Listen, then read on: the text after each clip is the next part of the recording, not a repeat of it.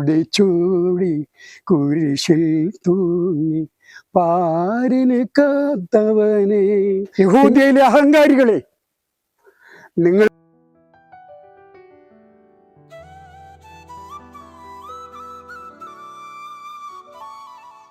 ത്രിയേക ദൈവത്തിന് സ്തുതി. ഉണർവ് 2025 പുതിയൊരു എപ്പിസോഡിലേക്ക് എല്ലാവർക്കും സ്വാഗതം. നമ്മളിന്ന് കടന്നു വന്നിരിക്കുന്നത് ചാമക്കാട്ട് പ്രിയപ്പെട്ട യോഹന്നാൻ എന്ന പിതാവിൻ്റെ അടുക്കലാണ്. ഈ 76-കാരൻ്റെ പ്രവൃത്തി മണ്ഡലത്തിലാണ് നമ്മളിന്ന് കടന്നു വന്നിരിക്കുന്നത്. കൂടുതൽ വിശേഷങ്ങൾ നമുക്ക് ചോദിച്ച് മനസ്സിലാക്കാം.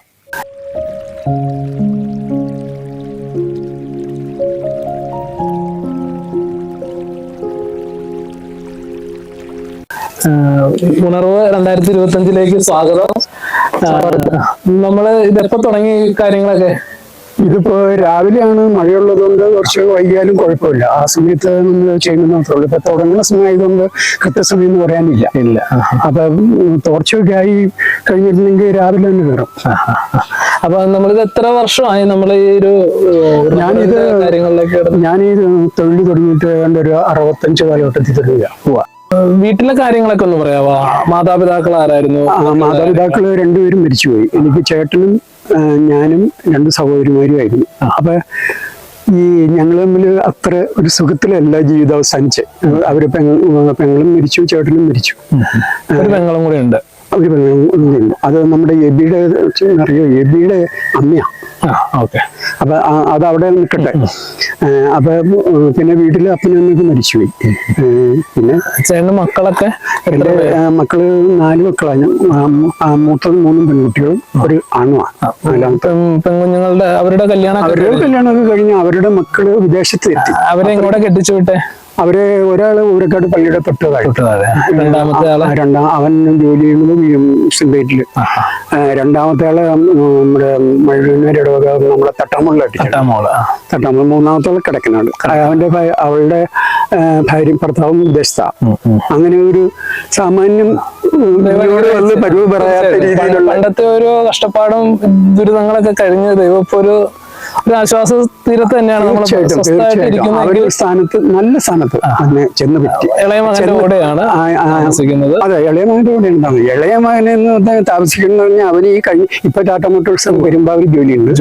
പക്ഷെ എങ്കിലും അവനും ഞാൻ കാര്യമായിട്ട് പെങ്ങമ്മ ചേച്ചിമാർക്ക് മാത്രമല്ല സമ്പാദിക്കും. ഞാൻ ടാപ്പിങ്ങും പലചരക്കടയിൽ പോയി ശമ്പളത്തിൽ നിൽക്കുകയായിരുന്നു. അത് കഴിഞ്ഞാണ് വീട്ടിലേക്ക് വന്ന് പശു വളർത്തും, വീട്ടിലെക്കൂടിയും. പിന്നെ റബ്ബർ വ്യാപകമായിട്ട് വന്നതോടുകൂടി ഇവിടെ ടാപ്പിങ്ങുകാർ പറഞ്ഞു. അപ്പൊ ഞാൻ പറഞ്ഞില്ല, 1000 മരത്തോളം ഞാൻ പണം എടുത്തുകൊണ്ടിരുന്നു. അപ്പൊ എനിക്ക് സമൃദ്ധമായി മക്കളൊക്കെ അതിനോടൊപ്പം തന്നെ സ്വല്പം ചെലവിനുള്ള കാര്യങ്ങളും നിലവും കാര്യങ്ങളൊക്കെ ഞാൻ വാങ്ങിച്ചു. ദൈവം നമുക്ക് ആരോഗ്യം തന്നു. ഞാനത് ദുർവിനിയോഗം ചെയ്യാതെ, കാരണം ദുർവിനിയോഗം ചെയ്യാൻ എനിക്ക് പറ്റില്ല. 1000 മരങ്ങൾ നമ്മൾ വെട്ടി എന്നൊക്കെ പറയുമ്പോൾ അത് ഏത് സമയത്ത് എഴുന്നേറ്റ്? ഞാൻ രാവിലെ ഒരു 3:30 ഇറങ്ങും. അന്നത്തെ ഒരു ദിനചര്യ ഒന്ന് പറയാവോ? ഞാൻ രാവിലെ 3:30 ഇറങ്ങിയിട്ടുണ്ടെങ്കിൽ ഏതാണ്ട് ഒരു 9:30 വരെ ടാപ്പിങ് തന്നെയാണ്. അപ്പൊ എന്റെ ഭാര്യ ആദ്യം വിട്ട് എന്റെ പാലെടുത്ത് വെക്കും. എല്ലാം വിട്ട് കഴിയുമ്പോഴത്തേക്കും ഞാൻ ആദ്യം വെച്ച പാലുകൾ ഓരോ സ്ഥലത്ത് കൊണ്ടുപോയി ഒഴിച്ച് പിറ്റേ ദിവസം അടിച്ച് ഇട്ട് കൊടുക്കും. അങ്ങനെ ഞങ്ങൾ ഒരു 2 മണിയെങ്കിലും ആവും വീട്ടിലെത്തും. അപ്പം ഏതാണ്ട് പശുവിനെ തുടങ്ങി പിന്നെ ഒരു 12:30 1 മണിക്ക് എത്തും, വീട്ടിലെത്തും. പശുവിന് ഉച്ചയ്ക്ക് ഇറക്കണമല്ലോ. എത്ര പശുക്കളുണ്ടായിരുന്നു? എനിക്ക് 3 പശുക്കൾ കറക്കണമെന്നുണ്ടായിരുന്നു. അതിൻ്റെ അടുത്ത് കിടാവ് 1-2 കിടാവ് ഉണ്ടായിരുന്നു. അതിന് ഒക്കെ പിന്നെ ഭാര്യയും ഞാനും ആത്മാർത്ഥമായിട്ട് എന്റെ കൂടെ. മക്കളും സഹായത്തിനും ഉണ്ടായിരുന്നില്ലേ? മക്കളവരെ പഠിപ്പിച്ചുകൊണ്ടിരിക്കും. അത് മക്കളൊക്കെ ഒരുവിധമായി കഴിഞ്ഞ് കഴിയുമ്പോ അവര് ഇവിടുന്ന്, അതായത് ചെറിയ ഇപ്പൊ നമ്മുടെ മറ്റേ സാറാസിലേക്കും ജോലിയിലേക്ക് മാറിപ്പോയി. അപ്പൊ നമ്മളതിനെ തടസ്സപ്പെടുത്തിയില്ല. കാരണം അവരുടെ ഇഷ്ടം പോലെ ഡ്രസ്സിന്റെ കയ്യിലും കാര്യം നടക്കൂല. അത്രയും എങ്കിലും നടക്കട്ടെ, അല്ലെങ്കിൽ അതും കൂടി ഞാൻ വഹിക്കണ്ടേ. 3 പെൺകുട്ടികൾക്ക് നിസ്സാര ഇത് പോരാ. അപ്പൊ ഇപ്പൊ ഈ മരത്തിന് എത്ര വർഷത്തെ ഒരു പ്രായം ഉണ്ടെന്ന് പറയാൻ പറ്റുമോ? ഇതിപ്പോ ഒരു 13-14 വർഷത്തെ പ്രായമുണ്ട്. ആണല്ലേ? 14 വർഷം, അതായത് 6 വർഷം മുതൽ 7 വർഷം മുമ്പാണ് ടാപ്പിംഗ് തുടങ്ങണത്. അത് കഴിഞ്ഞിപ്പോ ഇതിപ്പോ 7 വർഷം ടാപ്പ് ചെയ്ത് കഴിഞ്ഞു. അപ്പൊ ഏകദേശം ഒരു 14 വർഷം ആയിട്ടുണ്ട് ഇത് തൈ വെച്ചിട്ട്. നമ്മളിപ്പോ 7 വർഷം ആയെന്ന് എങ്ങനെ അറിയാൻ പറ്റുന്നത്? 7 വെട്ടിന്റെ ഓരോ വർഷത്തെ അടയാളം കാണാം, ഒരു അടയാളം പോലെ കാണാം അല്ലേ? കാണാം. നമുക്ക് ഇന്നത്തെ ഒരു തലമുറയ്ക്ക് ഇതിനെ കുറിച്ച് വലിയ ഗ്രാഹ്യം ഉണ്ടാവില്ല. അപ്പൊ ഇതിന്റെ ഒരു ആദ്യം തൊട്ടുള്ള ഒരു കാര്യങ്ങളൊന്നും പറയാം. ആദ്യം തൊട്ടെന്ന് പറയുന്നത് ഇപ്പൊ 7 വർഷം ആകുമ്പോഴത്തേക്ക് ഏതാണ്ട് ഒരു 25 ഇഞ്ച് വണ്ണെങ്കിലും വരും. അന്ന് തുടങ്ങി ടാപ്പിംഗ് ആരംഭിക്കുക എന്ന് പറയുമ്പോൾ നമ്മളൊരു തോട്ടത്തിൽ ചെന്ന് കഴിഞ്ഞാൽ ഏത് ഈ ടാപ്പിങ്ങിന്റെ ഈ ഫേസ് എല്ലാം ഒരേ സൈഡിലേക്കാണ് വെക്കണേ. ഒരു ചരട് കെട്ടി പകുതിയാണല്ലോ എടുക്കുന്നത്. അപ്പൊ ഒരു ചരടിന് ആരും അതിന്റെ അളവ് നോക്കിയിട്ട് മടക്കിയിട്ട് വെക്കണേ.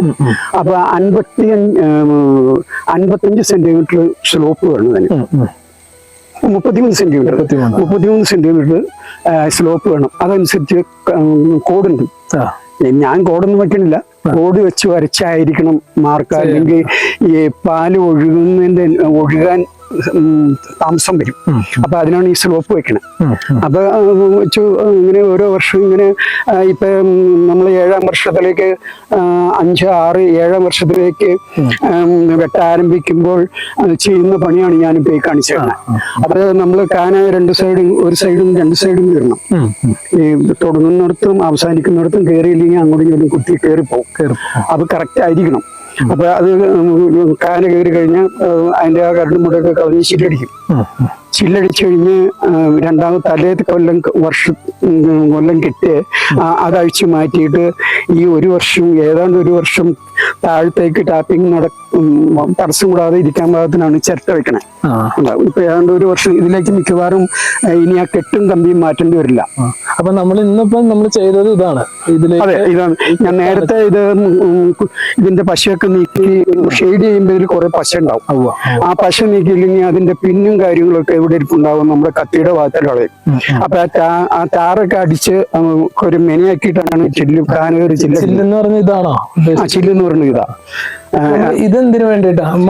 Rain guard. ഇത് ഇനിയിപ്പോ ഇത് പറ്റില്ല. ഇനിയിപ്പോ ഇങ്ങോട്ട് ഇറക്കി വെക്കും, അല്ലെങ്കിൽ ഈ വെള്ളം ചട്ടയിലേക്ക് വീഴും. ഇതിപ്പോ ഈ പണിയൊക്കെ കഴിഞ്ഞ് തെളിച്ചു കഴിഞ്ഞാൽ ഈ ഷെയ്ഡിന്റെ പണിയായിരിക്കും. അപ്പൊ ഷെയ്ഡ് അടുത്ത മറ്റേ ഡിസംബർ, ജനുവരി വരെ ഈ ഷെയ്ഡ് ഉപയോഗിക്കണം. അപ്പൊ അത് വെള്ളം ഈ ചട്ടയിലേക്ക് വീഴാതെ. അപ്പൊ ഡെയിലി നമുക്ക് പണിയാം, വർഷത്തിലും പണിയാം. അപ്പൊ ഈ വെട്ടുന്നതിന് മുമ്പ് എത്ര നാള് മുമ്പ് ഈ കാര്യങ്ങളൊക്കെ ഒരുക്കി വെച്ച്? ഇതിപ്പോ വെട്ട് തുടങ്ങുന്നതിന് മുമ്പ് നമുക്കൊരു ഒരാഴ്ച മുമ്പ് ഷെയ്ഡ് ചെയ്യണത് വർഷ ആരംഭത്തിലാണ് ചെയ്യുന്നത്.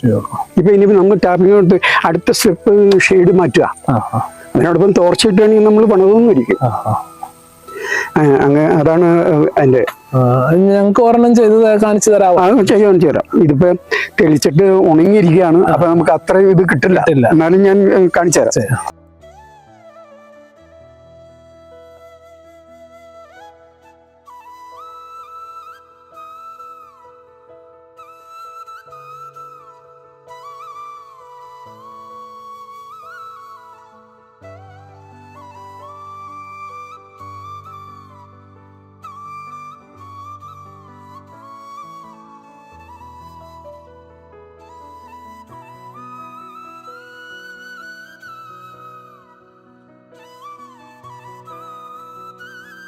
ഇതിനോടൊപ്പം തന്നെ ചേട്ടനൊരു കലാകാരനാണ്, നാടകത്തിൽ അഭിനയിച്ചിട്ടുണ്ട്, നന്നായിട്ട് പാട്ട് പാടാനുള്ള ഒരു കഴിവ് തമ്പുരാൻ തന്നിട്ടുണ്ടെന്നൊക്കെ അറിഞ്ഞു.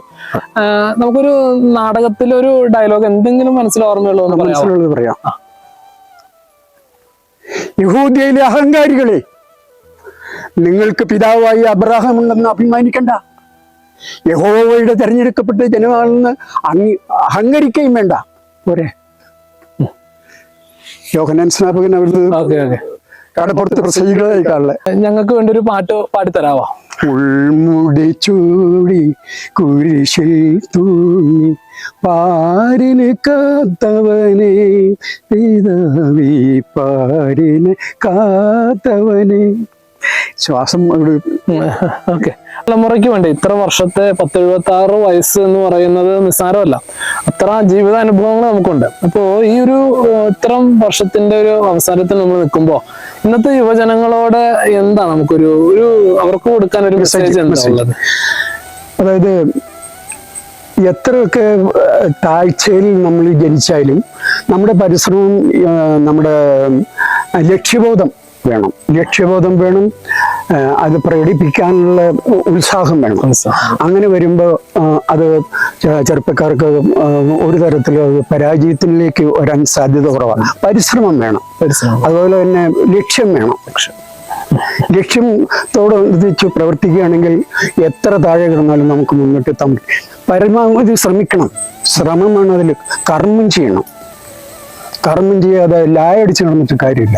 കർമ്മം ചെയ്യും. ഞാൻ പറഞ്ഞില്ല 20 മണിക്കൂർ ഞാൻ ജോലി ചെയ്ത് പരാജയത്തിന്റെ പടുകൂടി കിടന്നു. ഇന്ന് എനിക്ക് വളരെ, എൻ്റെ വീട്ടിൽ പോയില്ലേ, വളരെ ആശ്വാസം. ഞാൻ കടയിലൊക്കെ ചായ പിടിക്കാൻ പോകുമ്പോൾ പറയും എനിക്കൊരു 10 വർഷം ജീവിക്കണമെന്ന്. കാരണം ഈ വളരെ ചുരുക്കം നാളുകളായുള്ളൂ എനിക്ക് ജീവിതത്തിന്റെ ഉത്തരവാദിത്വം ഒന്നുമില്ലാതെ സ്വസ്ഥമായിട്ട് ഞാൻ ജീവിക്കുന്നു ഇപ്പോഴാണ്. അപ്പൊ എനിക്ക് ഇത്രയും കാലം ഈ വലിച്ചതിന്റെ ഒരു ആശ്വാസം എനിക്ക് കിട്ടണം. അതാണ് ഞാൻ 10 ആയിട്ടല്ല അങ്ങനെ ആഗ്രഹിക്കുന്നതാണ് ഞാൻ.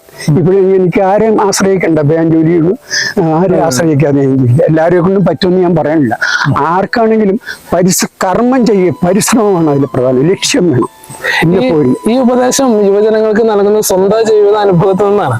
അതുകൊണ്ട് തന്നെ ഏറെ ബുദ്ധിമുട്ടുകൾ, ഏറെ പ്രയാസങ്ങൾ ഉണ്ടായിരുന്ന ഒരു വ്യക്തിയാണ് പ്രിയപ്പെട്ട യോഹന്നാൻ ചേട്ടൻ. അദ്ദേഹം കഷ്ടപ്പെട്ട് ഇന്നും അധ്വാനിക്കുന്നുണ്ട്. 76 വയസ്സിലും അധ്വാനിച്ച് തന്നെ ജീവിക്കുന്നത്. അത് യുവജനങ്ങൾക്ക് ഒരു മാർഗദർശനമായി തീരട്ടെ എന്ന് പ്രാർത്ഥിച്ചുകൊണ്ട് ഇന്നത്തെ എപ്പിസോഡ് നമ്മളിവിടെ അവസാനിപ്പിക്കുകയാണ്. ഇതിനോട് സഹകരിച്ചതിന് വളരെയേറെ സന്തോഷവും നന്ദിയുണ്ട്. ഞങ്ങൾക്ക് ഇതിനെ കുറിച്ച് പറഞ്ഞു തന്നതിനും സന്തോഷവും. എൻ്റെ ആശയങ്ങൾ അവതരിപ്പിക്കാനുള്ളൊരു വേദി നിങ്ങൾ സംഘടിപ്പിച്ചു തന്നതിൽ ഞാൻ വളരെ സന്തോഷം. അപ്പൊ ദൈവം അനുഗ്രഹിക്കട്ടെ. ആയുസ്സും ആരോഗ്യം തന്ന ദൈവം പോറ്റട്ടെ എന്ന് പ്രാർത്ഥിക്കുന്നു. മറ്റൊരു എപ്പിസോഡില് നമുക്ക് മറ്റൊരു വ്യക്തിയെ ആയിട്ട് പരിചയപ്പെടാം എന്നുള്ള ശുഭപ്രതീക്ഷയോടുകൂടി നിർത്തുന്നു. ദൈവം അനുഗ്രഹിക്കട്ടെ.